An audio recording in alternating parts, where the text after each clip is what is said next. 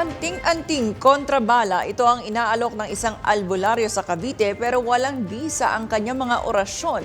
Laban sa kapangyarihan ng mga otoridad matapos madiskubre ang mga iligal na baril sa kanyang bahay.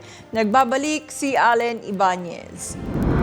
Hindi tumalab ang anting-anting ng isang albularyo sa General Trias, Cavite City matapos maaresto ng PNP CIDG. Nagsagawa ng operasyon ng mga otoridad sa bahay ng albularyo na nag-aalok umano ng anting-anting na kayang makapagligtas mula sa mga bala ng baril.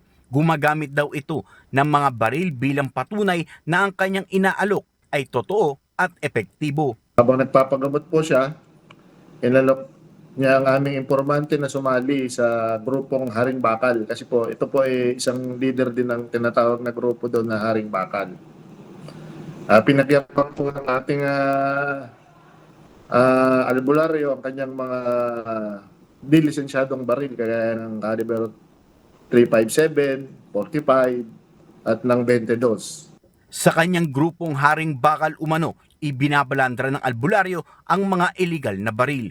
Nakatanggap rin ang mga otoridad ng reklamo mula sa mga kapitbahay nito dahil sa pagpapaputok ng baril para testingin ang anting-anting kung saan may orasyon itong isinasagawa bago gawin ang pagpapatunay. Bali, nakakalap lang po tayo ng video na may tinetesting siya doong parang orasyon, parang sulat doon sa isang bond paper na kunyari hindi tatablan yung unan.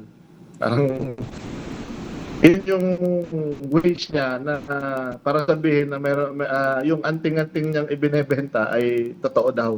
Kuno. Patuloy naman na inaalam ng pulisya ang pinagbilhan ng sospek ng mga baril dahil ayon sa albularyo, binili lamang niya ito sa isang kakilala. Walang naipakitang lisensya at kaukulang dokumento sa pagmamay-ari ng baril ang naturang sospek. Sa ngayon, nasampahan na ng kasong paglabag sa Republic Act No. 10591 o Comprehensive Firearms and Ammunition Regulation Act ang albularyo. Mula sa Campo Crame, ako si Allen Ibanez nagulat para sa DATV News.